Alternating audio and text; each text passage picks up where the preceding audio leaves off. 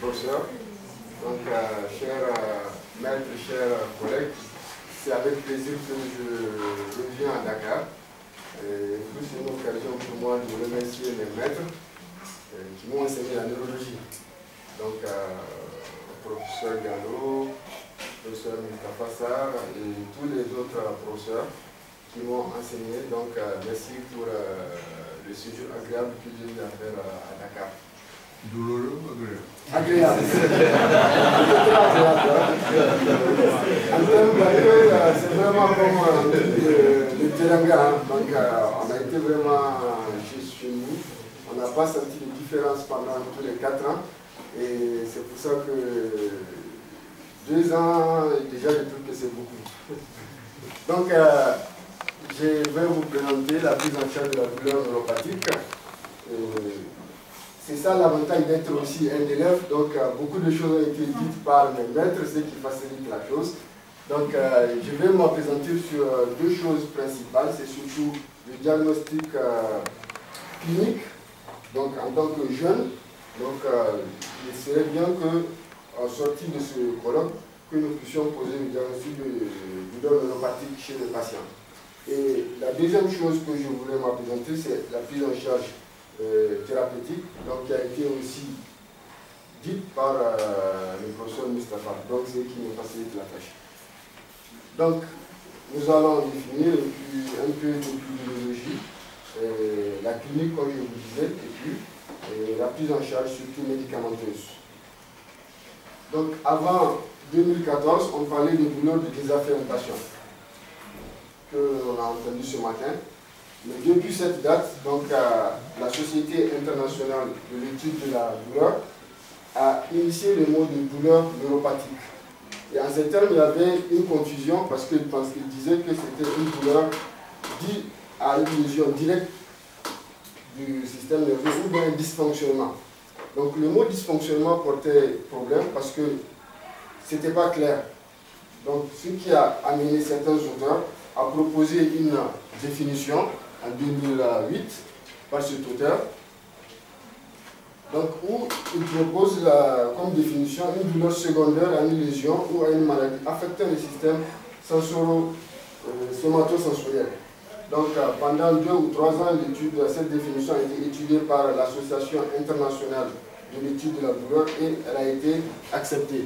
Donc aujourd'hui, la définition de la douleur neuropathique donc, est une douleur résultant directement d'une lésion ou d'une maladie affectant le système somatosensoriel. Donc, la lésion peut être périphérique ou bien centrale. Donc, périphérique depuis le nerf, depuis le récepteur, depuis le nerf périphérique, et centrale, donc la moelle épinière jusqu'au cerveau. En termes de classification des douleurs chroniques, donc, nous avons 3 types. Il y a la douleur inflammatoire, que nous avons vu ce matin avec le professeur Ndongo. La douleur neuropathique, donc, dont je vous en parlais tout à l'heure. Et une troisième classification, un troisième type, qui est la douleur dysfonctionnelle. Donc c'est cette douleur qui n'est pas nociceptive, qui n'est pas neuropathique, donc dans laquelle on retrouve tout ce qui est syndrome du côlon irritable, la fibromyalgie et tout ce que vous connaissez comme les syndromes douloureux complexes.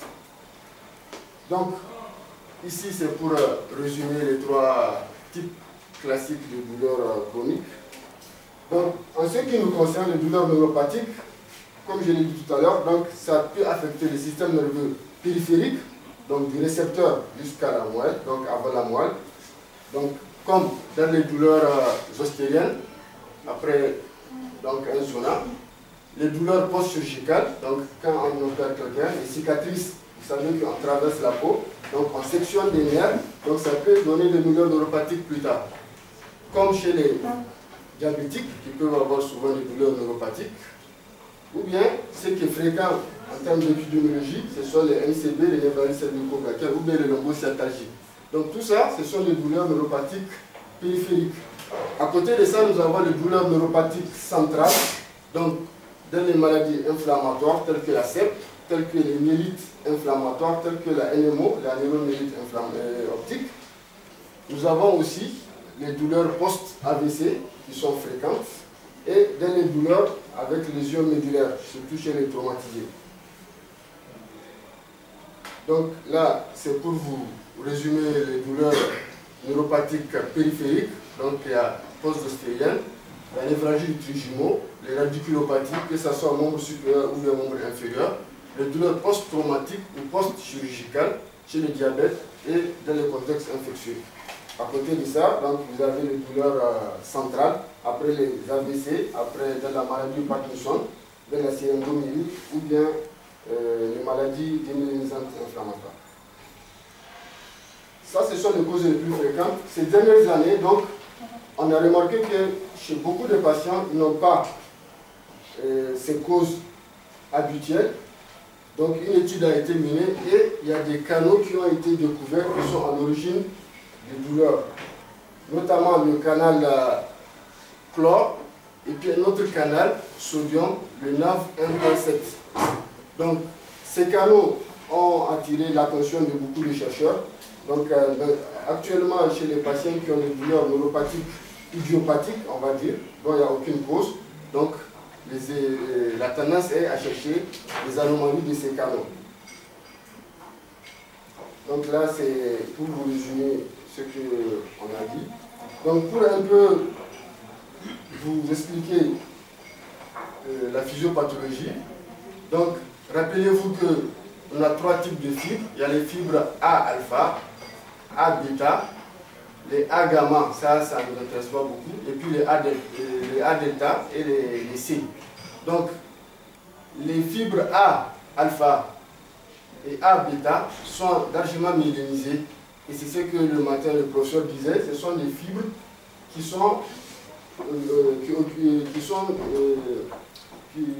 s'occupent de la proprioception, donc de la sensibilité profonde. À côté de ça, il y a des fibres qui ne sont pas beaucoup myélinisées, ce sont les fibres C, et ce sont elles qui sont impliquées dans le transfert dans le transport de la douleur. Donc il est important de connaître cette typologie de ces fibres nerveuses, parce que ça va impliquer, ça aura une implication dans le diagnostic positif et dans la recherche étiologique également. Donc, ça, nous n'allons pas revenir, c'est la physiopathologie qu'on a bénéficié ce matin du cours de professeur. Donc, depuis la réception jusqu'au niveau du contexte. Ce que je voulais juste rappeler, c'est au niveau du locus coeruleus et puis de la substance grise périacédicale, où le professeur nous a bien dit qu'à ce niveau sont sécrétées la sérotonine et puis la noradrénaline, d'où l'effet de certains médicaments à ce niveau. Donc, autre chose qui est important de connaître, c'est ce qui a toujours été dit ce matin, donc c'est le potentiel. Comme disait un de nos maîtres, la vie, donc c'est le potentiel d'action. C'est-à-dire que tout ce qui sera transmis au niveau du système nerveux passe par le potentiel d'action. Une fois que le stimulus active les récepteurs, donc cette stimulation est traduite en potentiel, donc le seul langage connu par le système nerveux. Et à ce niveau, les principaux neuromédiateurs qui sont impliqués dans ce phénomène font appel à des ions. Ce sont les ions sodium, les ions calcium, d'où l'impact ou bien l'effet de certains médicaments qui vont allonger ces canaux ou bien raccourcir l'effet de ces canaux, l'ouverture ou la fermeture de ces canaux. Donc il est important aussi d'avoir en idée cet aspect. Donc la douleur neuropathique centrale ou périphérique. Un peu d'épidémiologie, donc la douleur neuropathique chronique, elle est de plus en plus fréquente vu le vieillissement de la population, vu l'incidence du diabète, vu aussi la suivi des patients avec cancer. Avec la chimiothérapie, on voit que la survie est en train de s'améliorer, donc d'où une augmentation de l'incidence de la douleur neuropathique dans la population.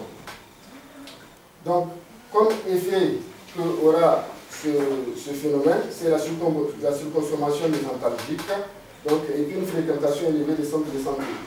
La dégradation de la qualité de vie, nous savons que les douleurs neuropathiques sont associées à un trouble du sommeil, à une anxiété, à une dépression. Quelqu'un qui a mal le soir, vous avez vu tous les patients, les diabétiques, quand vous les voyez, ils vous disent que le soir je ne peux pas dormir, parce que ça chauffe à la plante du pied, ils sont anxieux, ils ont même peur que le drap les touche parce qu'ils ont des allodynies.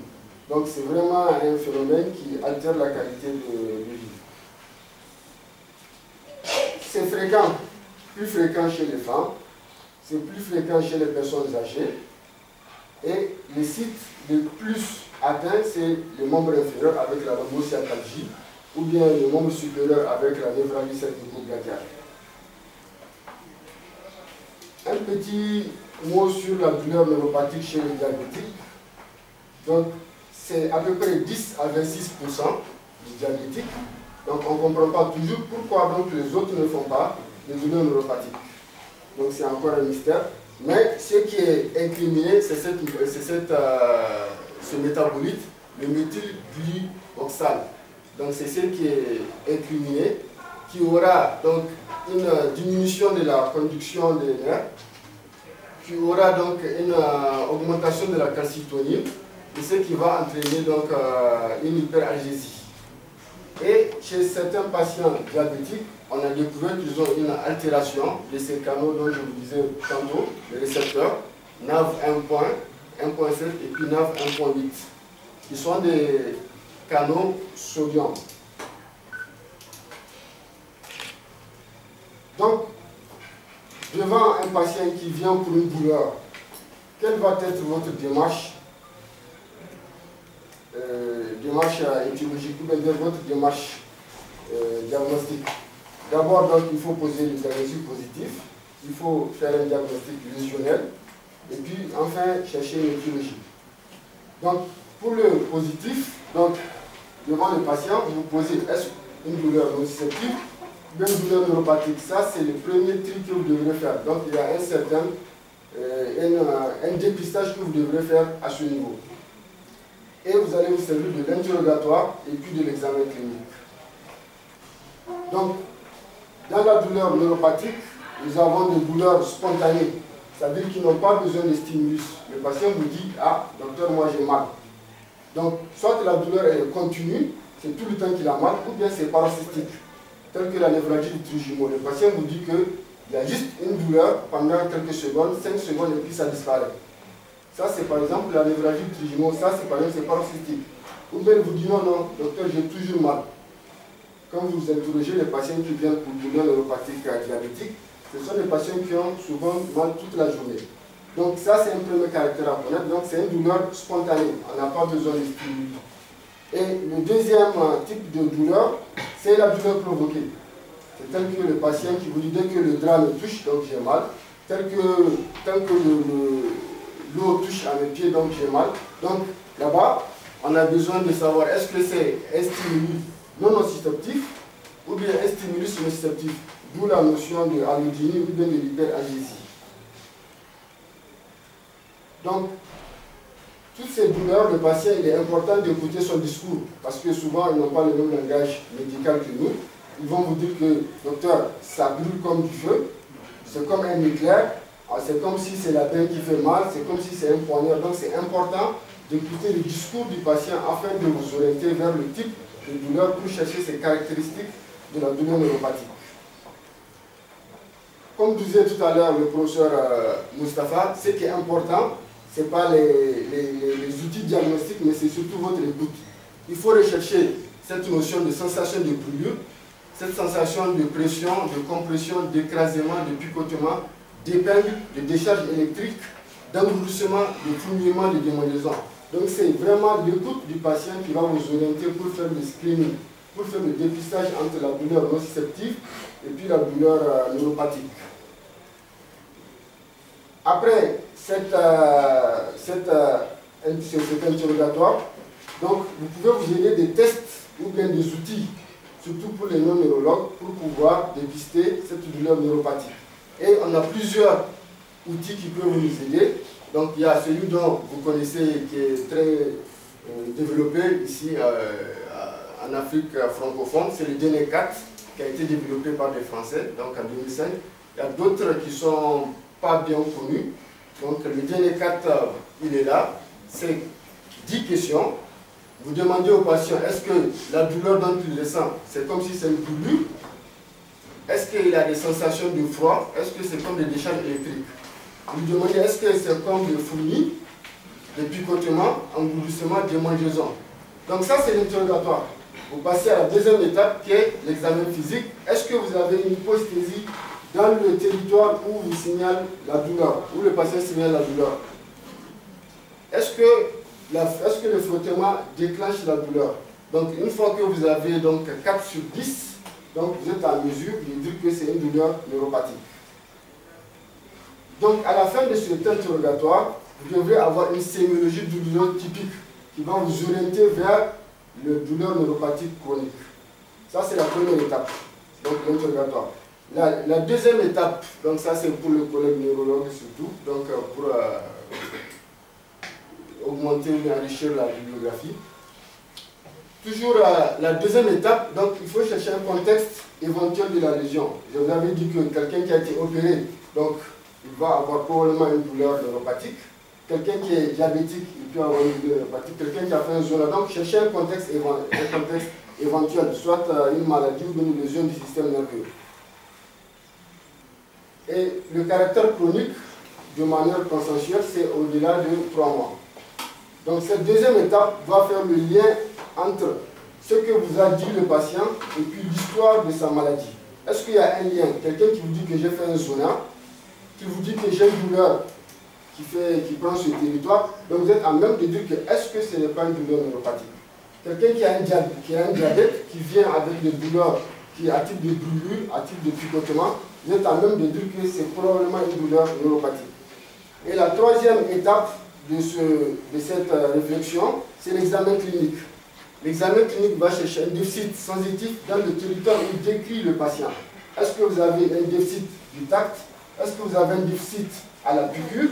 Est-ce que vous avez un déficit à la sensation du froid ou bien à la sensation du chaud? Est-ce que vous avez une allodynie ou bien une hyperalgésie? Est-ce que quelque chose, un stimulus non douloureux, déclenche la douleur dans ce territoire? Est-ce qu'un stimulus qui normalement donne une douleur faible donne donc une douleur sévère? Et à ce niveau, on n'a pas besoin de cotation comme on le sait, par exemple la cotation de 0 à 5, non, juste 3 choses. Est-ce que votre examen est normal? Est-ce qu'il est augmenté ou bien diminué? Est-ce que la sensibilité est diminuée ou bien elle est augmentée? Ou bien elle est normale? Donc parce que si on rentre dans les critères, soit 0, 1, 2, 3, 4, 5,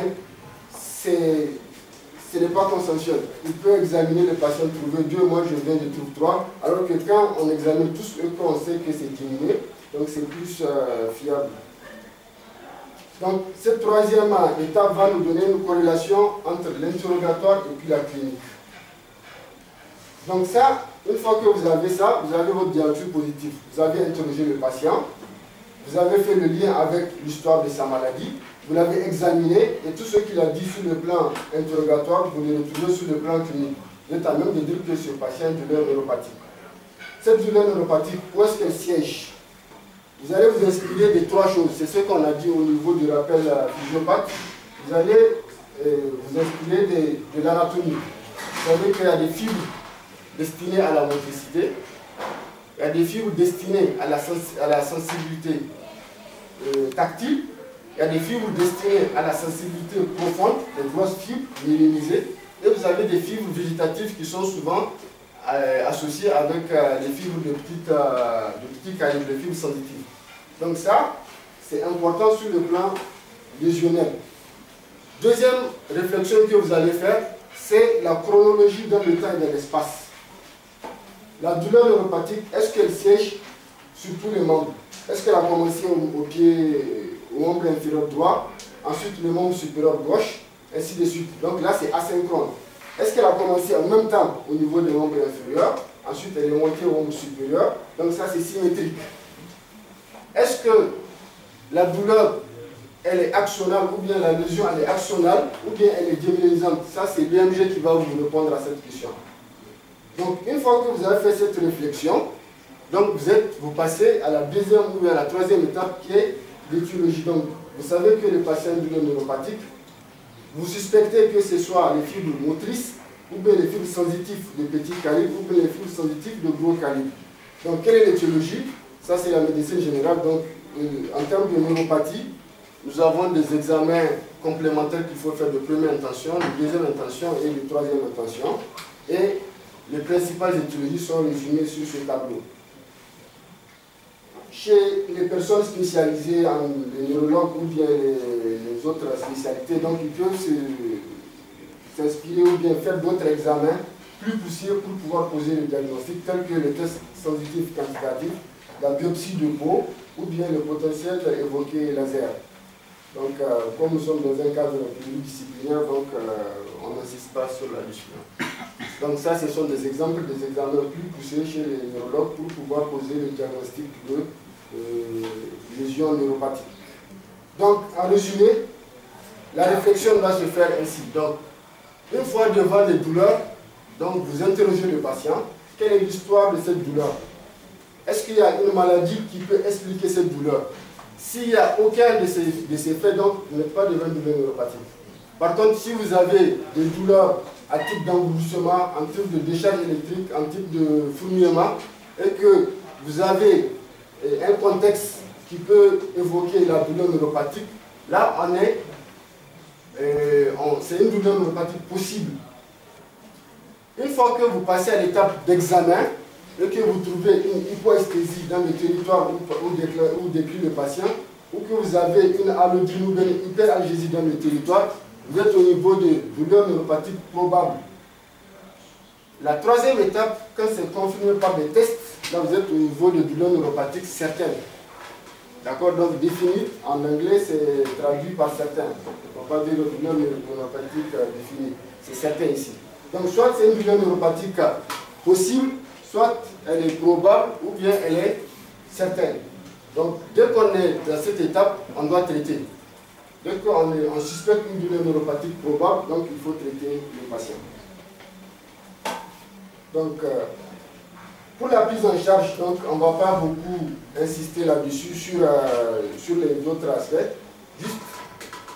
Juste vous dire que une fois que le diagnostic a été posé, il faut évaluer le patient, donc l'intensité de la douleur, la sévérité de la douleur et puis le retentissement. Donc les échelles, on a vu, il y a les échelles unidimensionnelles de la douleur, il y a des échelles globales et spécifiques.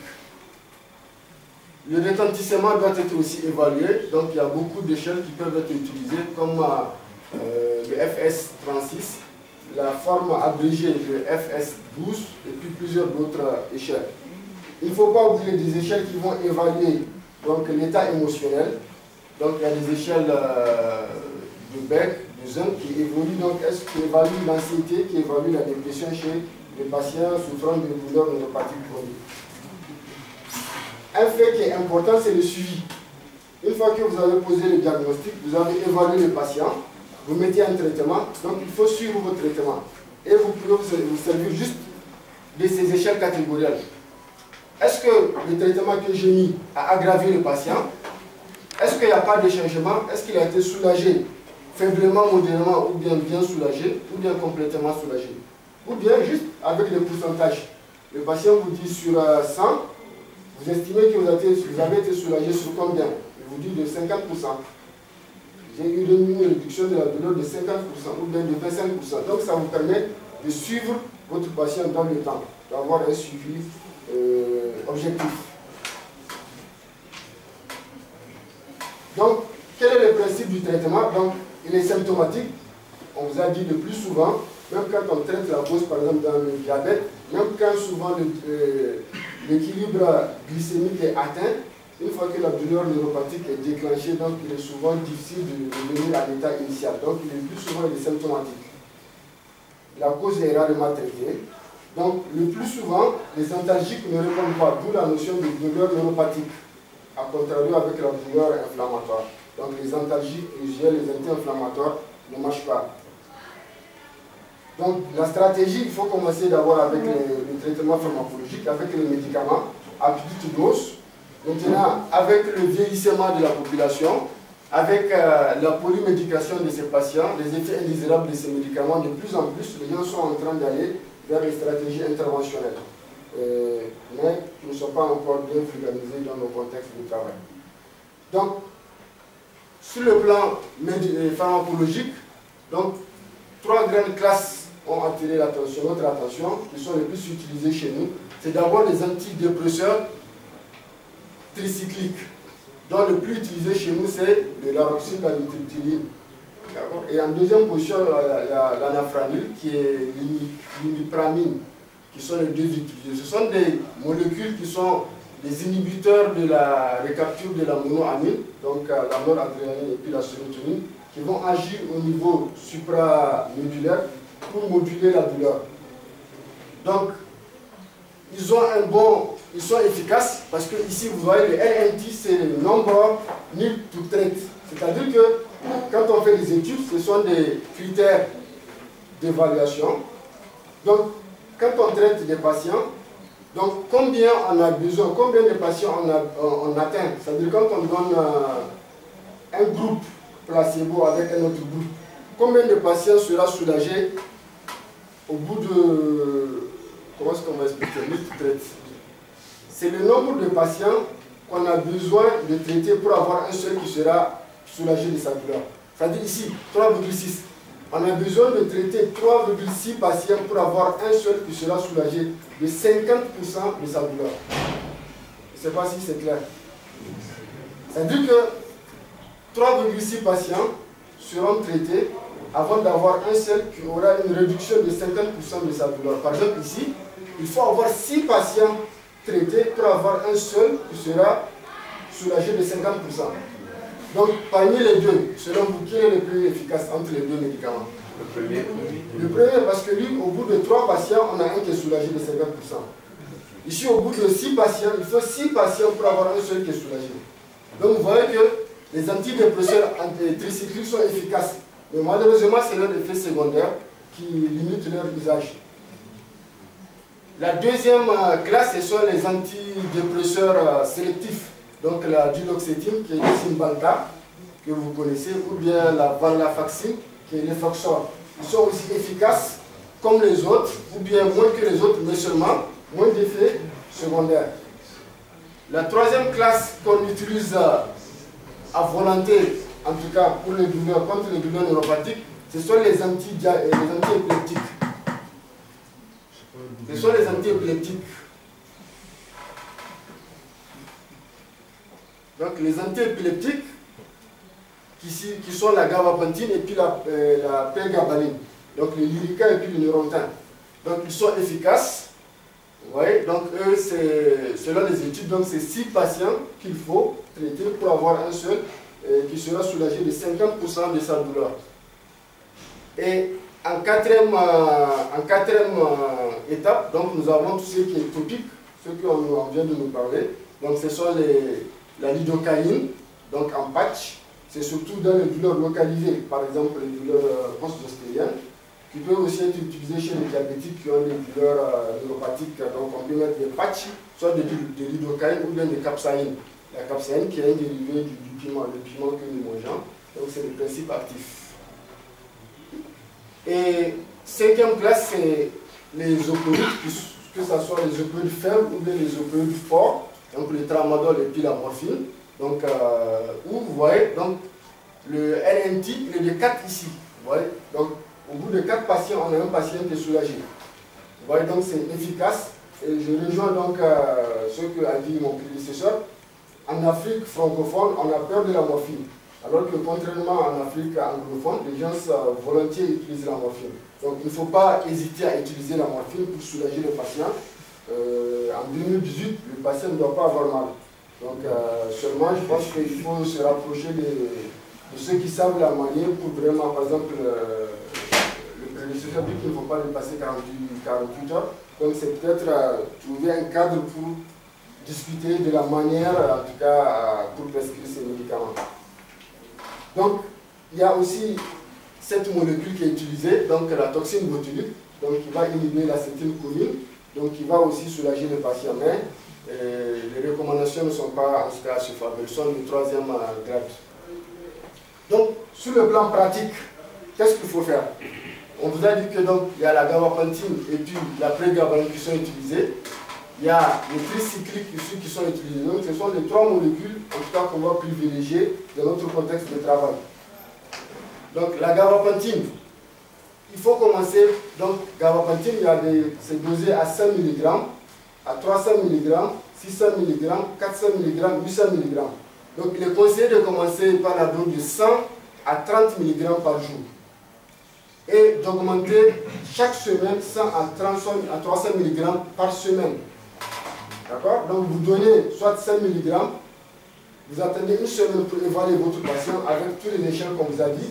Selon le rétention, bien l'évolution de la réponse de votre patient, vous augmentez. Et la dose requise, c'est 300 à 1200 mg, donc répartie en 3 prises. La prégabaline, donc c'est le Lyrica, donc il y a la forme 25 mg, 50, 75, 100, 150, 200 et 300 mg. Donc il est conseillé de commencer entre la dose de 25 et 150 mg, selon toujours l'intensité de votre patient. La première évaluation que vous faites de votre patient selon l'intensité de la douleur, donc vous choisissez entre 25 et 150 mg pour débuter. Et vous allez augmenter entre 25 et 150 mg chaque semaine. Donc vous donnez une première dose, vous attendez une semaine et vous augmentez une dose. La dose habituelle moyenne, c'est de 150 à 600 mg répartie en 2 prises. La carbamazépine, donc, qui est le traitement de premier choix dans la névralgie du trijumeau, donc elle est dosée, et il faut commencer par une dose de 100 mg par jour, augmenter 100 à 200 mg par semaine, et on peut aller jusqu'à 1200. Donc là, c'est une erreur, c'est normalement 1200 mg. Donc là, dans la névralgie du trijumeau, on va jusqu'à 1200 mg par jour, réparti en 3 doses, selon que c'est la forme LP ou bien simple. Les tricycliques, donc la nitritiline, il faut commencer avec des doses de 10 à 25 mg. Que ce soit l'anafraline, que ce soit le laroxyl, donc il est conseillé de commencer par des doses de 10 à 25 mg par jour et d'augmenter par 10 mg donc chaque semaine, par semaine. Et la dose habituelle, donc c'est 10 à 150 mg par jour. Donc la troisième ou bien la molécule suivante qui est plus utilisée dans notre contexte, c'est le Cymbalta, c'est la duloxétine. Donc on commence par 30 mg par kilo, donc augmenter 30 mg chaque semaine et la dose moyenne c'est de 60 à 120 mg par jour.